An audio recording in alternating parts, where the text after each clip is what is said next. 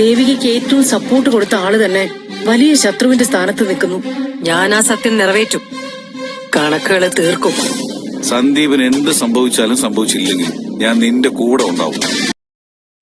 Hello സുഖമോ ദേവി പുത്തൻ promo വിശേഷങ്ങളിലേക്ക് എല്ലാ കുട്ടികൾക്കും സ്വാഗതം. അങ്ങനെ നമ്മുടെ പുതിയ പ്രൊമോയില് നമ്മുടെ ദേവികയെ കൊല്ലാൻ വേണ്ടി ദേവിക എങ്ങനെയെങ്കിലും തീർക്കണം എന്നും പറഞ്ഞ് നമ്മുടെ ത്യാഗരാജൻ ദേവികയുടെ ഡ്രൈവറിനെ സ്വാധീനിക്കുക കേട്ടോ. അപ്പോഴത്തേക്കും ആദ്യം ആ ഡ്രൈവർ ഒഴിഞ്ഞു മാറുന്നൊക്കെ ഉണ്ടെങ്കിൽ കൂടിയും പിന്നീട് നമ്മുടെ ത്യാഗരാജൻ പറയുന്നുണ്ട്, അവർക്ക് അതായത് ദേവികയ്ക്ക് എന്ത് സംഭവിച്ചാലും അതിന്റെ ഉത്തരവാദിത്തം ഞാൻ ഏറ്റെടുത്തോളാം, നീ ധൈര്യമായിട്ട് മുന്നോട്ട് വയ്ക്കോ എന്നും പറഞ്ഞ് നമ്മുടെ ഡ്രൈവറിനെ മനോഹരമായിട്ട് ആ ജോലി ഏൽപ്പിക്കുന്നുണ്ട്. അപ്പൊ ലാസ്റ്റ് രാത്രി നമ്മുടെ ദേവികയും ഈ ഡ്രൈവറും കൂടി പോകുന്ന സമയത്ത് കുറെ ഗുണ്ടകളൊക്കെ വഴിയിൽ ഇങ്ങനെ തടഞ്ഞു നിർത്തുന്ന ഒരു രംഗമാട്ടോ ഏറ്റവും ഒടുവിൽ കാണുവാൻ സാധിക്കുന്നത്. ഇതിനിടയിൽ നമ്മുടെ പ്രഭാവതി സിദ്ധാർത്ഥനോട് പറയുന്നുണ്ട്, ദേവികയെ ഇത്രയും നാളും കൈവള്ളയിൽ കൊണ്ട് നടന്നിരുന്നവർ ആ ദേവികയുടെ ശത്രു ആയിരിക്കുന്നത്, നമ്മളിനി സൂക്ഷിക്കണം സിദ്ധു എന്നൊക്കെ നമ്മുടെ സിദ്ധാർത്ഥനോട് പ്രഭാവതി ഇങ്ങനെ സൂചനയൊക്കെ പറയുന്നുണ്ട്.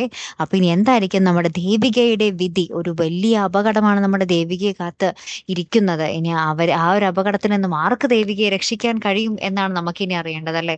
കാത്തിരിക്കുക കേട്ടോ. അപ്പൊ അടുത്തൊരു വീഡിയോയുമായി വരുന്നത് വരയ്ക്കും ഗുഡ് ബൈ.